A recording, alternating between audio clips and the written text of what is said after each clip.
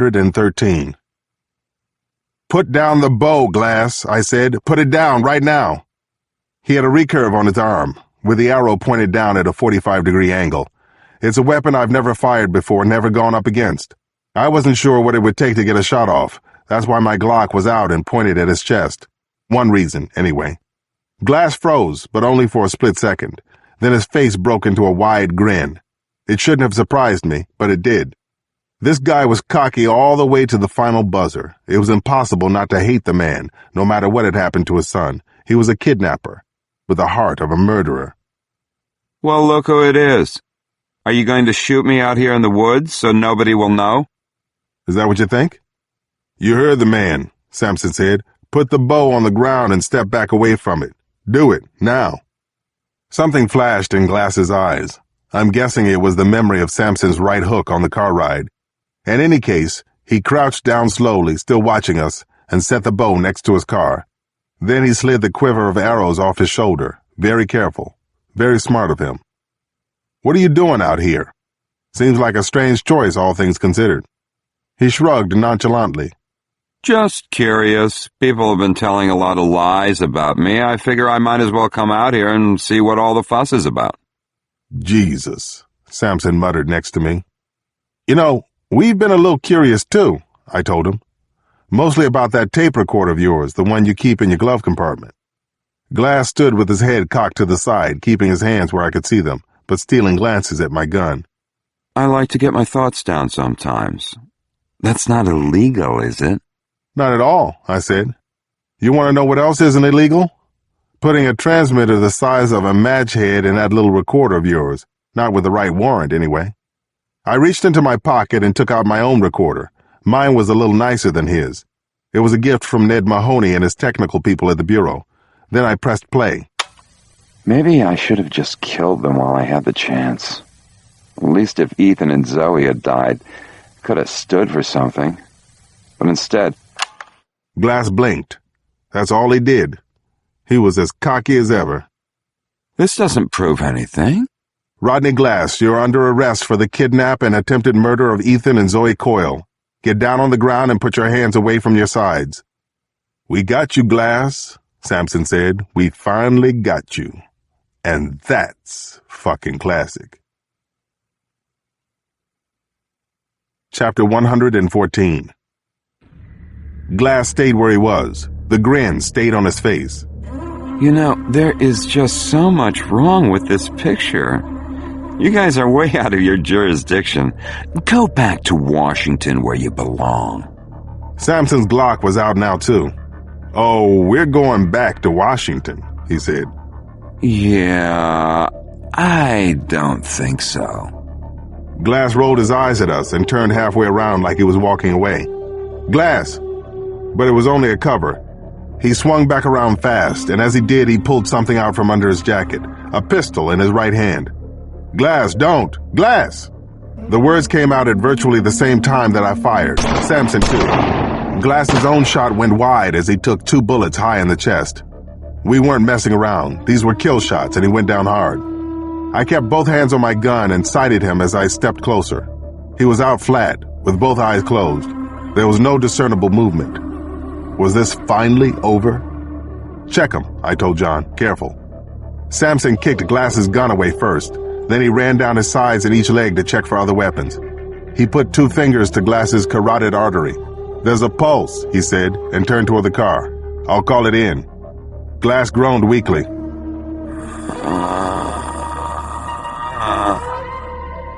"Rodney," I said, "can you hear me? Hang on, we'll get you help." He didn't say anything, but he wasn't grinning anymore. I used my knife to cut up the middle of his sweatshirt. There were 2 dark burn holes in his chest. As far as I could tell, neither of the bullets had passed through. I could hear John on the radio phone. He sounded urgent. "This is Detective Sampson with Washington PD. We need immediate medical assistance. We're on an unmarked fire road just off Hampton Valley." Even as John was talking to dispatch, he handed me a plastic takeout bag from the car. I pressed it over Glass's chest, trying to seal the 2 wounds and keep them from sucking air. Glass shook his head. He reached up with a hand on my wrist and tried to stop me. Doesn't matter. No use. He'd obviously punctured a lung, if not both.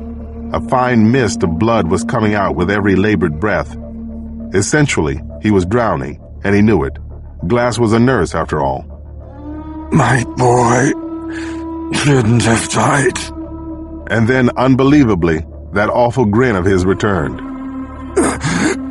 You should have died. You ruined it.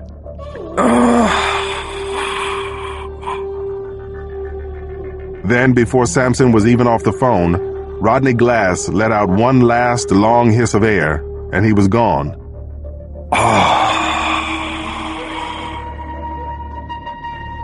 Bizarre turnarounds happen sometimes. 1 second you're trying to stop someone from killing you, and the next you're doing everything you can to save his life. I'd like to say I felt something when Glass died, but the truth is, nothing came. I wasn't glad, and I wasn't sorry either. After everything that had happened, it all seemed to be over incredibly quickly, just like the story Glass had been trying to tell all this time, in his own deluded way. He never did get the ending he wanted so badly, but he got the one he deserved. Epilogue. Family Ties. Chapter 115. Let's go, let's go, let's go, I'm ready, let's go, everybody! Ali was already in his shirt and tie, and as far as he was concerned, that meant it was time to leave. The sooner we got out of the house, the sooner he could be back home and out of that cursed silk noose around his neck. Just sit tight, little man, I said. Maybe your big brother will do a little wakeboarding with you. I did what I used to promise myself I never would, and plopped Ali in front of a video game to distract him. Damon, who was home from boarding school for the Thanksgiving weekend, picked up the other Wii controller. It's good to have you here, Day, I said. We miss you like crazy. And I miss kicking Ali's butt, Damon said, jumping into the virtual water with both feet. Let's do this, little man. The ladies of the house were all still in their rooms. I ran upstairs and knocked on Janny's door, where the sounds of Jennifer Hudson's latest were playing at full blast. Don't come in, she yelled over the music. 10 minutes, Miss Cross. Ava was already dressed. Her door was open, and she was sprawled on the bed reading Nana's latest assignment, Twilight. How's the new book? I asked. She gave me one of her trademark shrugs. It's okay, kind of weird. I'm glad you're reading anyway, I said. It's good to see. She just nodded and turned the page. Another scintillating conversation between the two of us, but I had to keep moving. The foster parenting application, meanwhile, was working its way through the system. Bree and I had done the required 27 hours of training with Child and Family Services, and it looked like Ava would be staying with us for the foreseeable future. Damon would bunk with Ali while he was home, and then next summer, well, we'd figure that out next summer. I was running way behind. Still, I was determined to get a quick shower. The fact that I found Bree already in there was what you call a lucky break. Mind if I sneak in? I asked, rattling the curtains.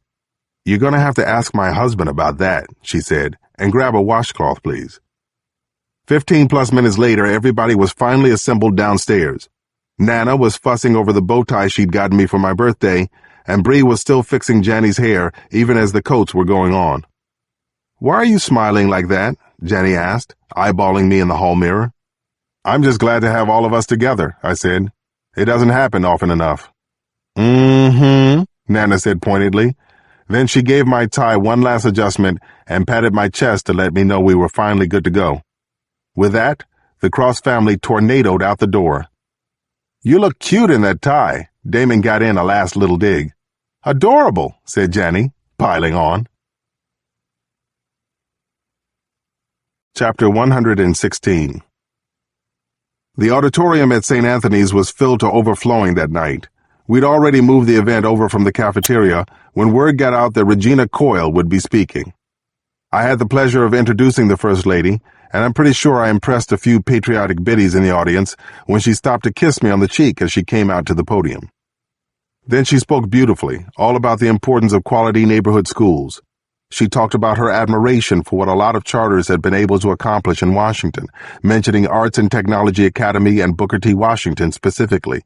and told the room how she just knew that the Southeast Children's House was going to be a huge success when it opened its doors. And with your help, it will open. I have no doubt about that, Mrs. Coyle said. Her husband may not have exactly swept our district in the last election, but we were all on our feet when she finished, applauding like crazy. As Nana put it later, politics stayed home that night. For once, thank goodness. Afterward, we had a few minutes with Mrs. Coyle, and I got a chance to introduce our family to her. I'm sorry the president couldn't be here tonight, she told us. I know he would have liked to have come. Maybe next time, Nana said with a wink. I just love to talk to him about his education funding proposals. This is my wife, Bree, I said, moving things along, and my two oldest, Janny and Damon. I think very highly of your father, she said, shaking the kids' hands. We do too, said Janny, most of the time, ma'am. Mrs. Coyle laughed, and I imagined that Janny reminded her a little of Zoe. And this is Ali and Ava. They'll both be going to SCH when it opens. Wonderful, she said. Does that mean you'll be able to walk to school? Ava looked up at her, awestruck. She barely nodded before she turned away, but I caught a little smile, too. And with all due respect to everyone who was there, it was the highlight of my night. If I wasn't mistaken, I'd finally just managed to impress Miss Ava. All it took was an introduction to the First Lady of the United States. So I rode that wave. I spent the rest of the night feeling good about myself and pretending for just a little while longer that I was someone important. But don't ever tell Nana I said that. Chapter 117. Sir, it's been 7 weeks since the bodies were found at the beach in Truro. Since that time, there have been no known attacks from or by Al-Aila that we're aware of. All of our intercepts and intel from the kingdom indicate that their Washington operations have shut down for the time being. President Coyle looked across his desk at the dozen high-ranking men and women gathered in the Oval Office. The events of the last few months had left these people exhausted. He could see it in their eyes. But it had also brought a renewed sense of unity to the intelligence community. The breadth of knowledge and experience in the room this evening was not insignificant. "What about those bodies? Any progress there?" Coyle asked. "Still no luck identifying 3 of them, sir," answered Norma Teifel. "The 4th was Tariq al-Dasari, the husband of the woman we believe was in charge of the Washington cell just before everything died down." "And she is?" "Unaccounted for. It's like she disappeared. We believe she might have killed the others." Coyle twirled a sleek gold pen over his thumb like a propeller. It was something Zoe had taught him to do on the plane to China last summer. That seemed like a very, very long time ago now. "What about elsewhere? New York, Chicago, L.A.? "All quiet as far as we can tell," FBI Director Burns told him. "Of course, it's possible that they're just regrouping," Evan Stroud from CIA put in. "But none of the major agencies anticipate any kind of resurgence without some kind of advanced chatter giving us a heads up." "Right, because we've never been surprised before," the president said. "I'm sorry, sir, I don't mean to oversimplify anything. I'm just saying that these moments of quiet between the United States and the kingdom are getting harder to come by. Which is just another way of saying wait and see," Coyle grumbled. He sat back and took stock of the room. "Well, it will come as a shock to no one that I am not one to duck and cover in the meantime," he said. A few polite smiles showed on the group's tired faces. "I intend to carry on with the business of this country, and I suggest you all do the same." "Yes, sir," they said in a chorus.